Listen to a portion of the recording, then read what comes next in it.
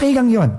Kasi naniniwala ako, naniniwala ang Pangulo, at naniniwala din ang Kongreso na ang importante sa budget ay malinis siya at ma-implement siya ng tama. Ang budget per se, hindi masama. Di ba?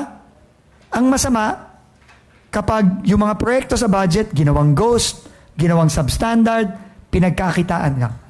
Yun ang masama. Yun ang commitment ng administrasyon ni Pangulong Marcos na itong parating na 2026, kahit na bumabayan ng 40%, yung budget na yan ay mapupunta lahat sa mga kababayan natin para sa mga tamang project na makakatulong sa kanila. We will make do with what the Senate and the House has approved. Gagawin natin yan. Gagamitin natin ng tama ang budget na ipinagkaloob sa atin ng ating Kongreso.